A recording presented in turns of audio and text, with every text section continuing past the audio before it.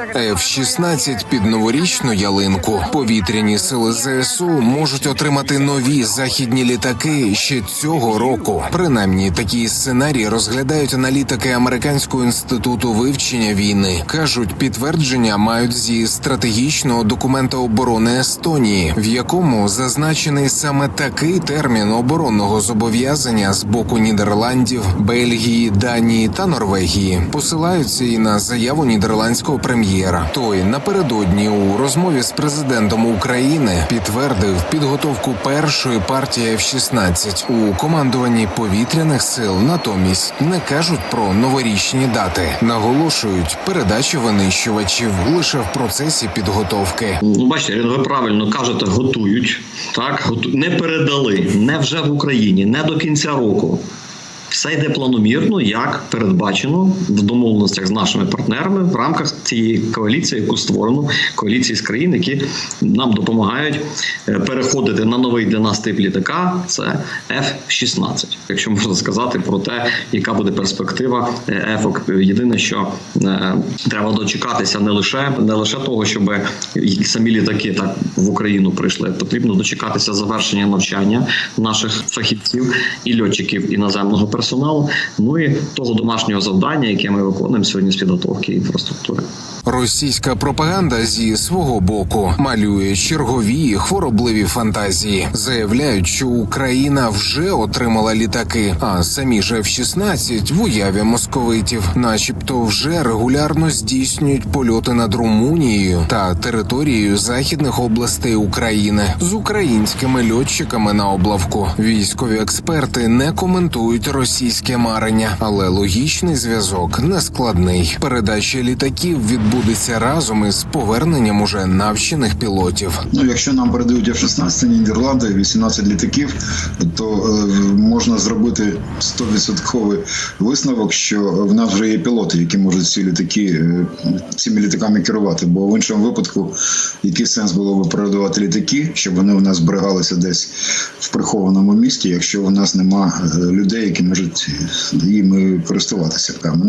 Це непогана новина, якщо це відбудеться до кінця року. Цікаво, як вони будуть доставлені на потягах чи на автівках, по землі, чи вони прилетять самостійно, на якому літовищі вони будуть розташовані. Це, звісно, є військова таємниця, але впевнений, що ми їх, якщо це все відповідає дійсності, і до нового року вони будуть в нас, ми їх побачимо в бою вже, як максимум в січні місяці. І цей бій швидко може стати фатальним для російських пілотів бойової авіації, адже зараз не Друга світова, і візуальні контакти з ворожим літаком – це радше рідкість, ніж правило. А у разі отримання всіх сучасних ракет поцілити ворога можна буде за 100 кілометрів. І майже гарантовано без удару у відповідь. Бортові радари F-16 бачать далі, ніж бортові радари будь-якого літака російського, Сушки чи Міга. Вони їх побачать раніше, і відстань, на яку може стріляти F-16, теж більше, ніж відстань, на яку стріляють ракети російських літаків. В бою,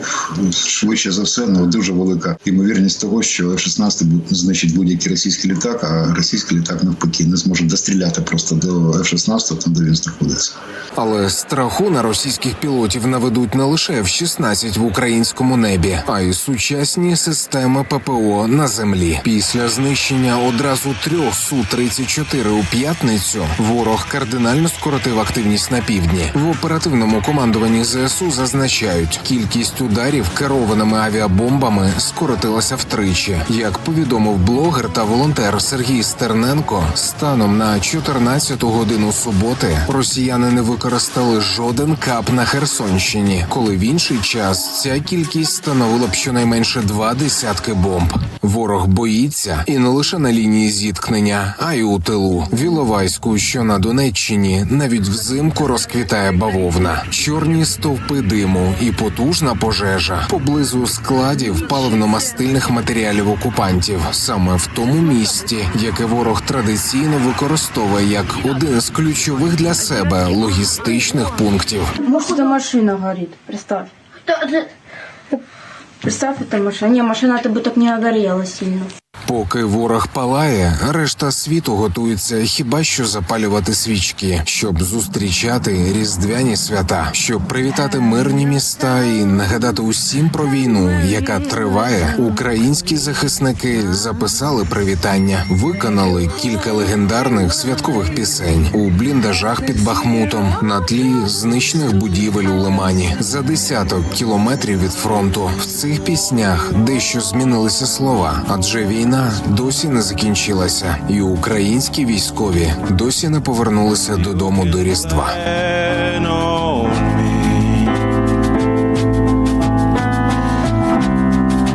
Please have snow and mistletoe and present was a tree.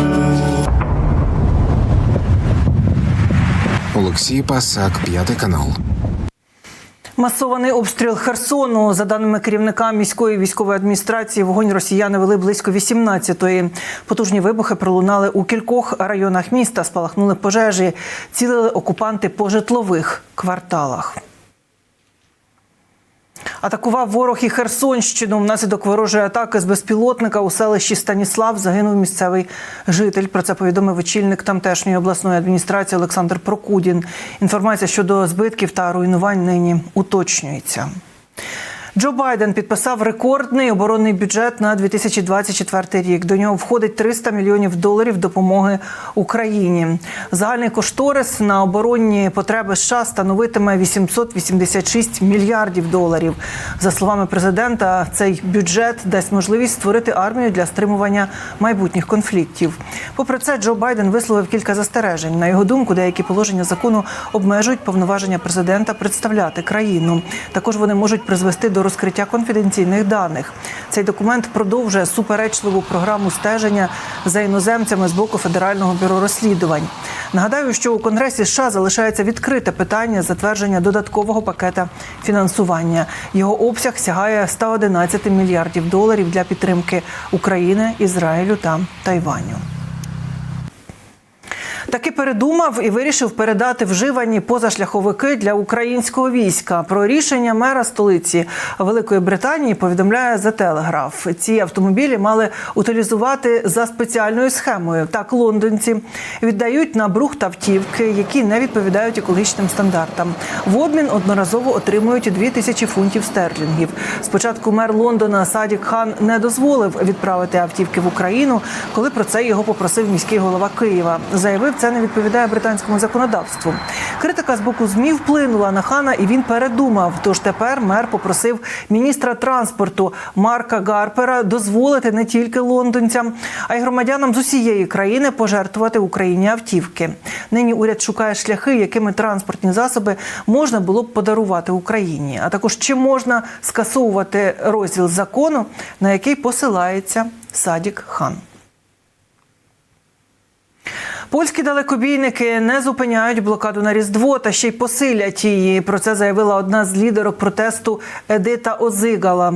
Блокувати вони продовжать 3 пункти пропуску на кордоні. Ба більше, тепер пропускатимуть лише одну вантажівку кожні 3 години замість 3 щогодини. Запевняють, що нібито не блокують доставку гумдопомоги та військового обладнання. Окрім далекобійників, до акції протесту на кордоні приєдналися польські фермери, але вони пообіцяли, що на свята звільнять перехід у Медиці.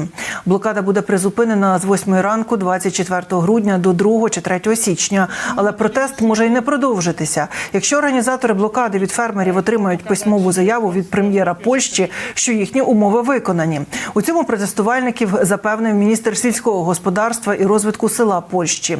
Чеслав Секерський стверджує, що для виконання умов потрібен час. Гроші для деяких умов вже виділені. Напередодні у Києві відбулася зустріч представників Міністерства інфраструктури Польщі та Українського міністерства розвитку громад. Сторони узгодили спільні позиції та досягли компромісу щодо розблокування кордону.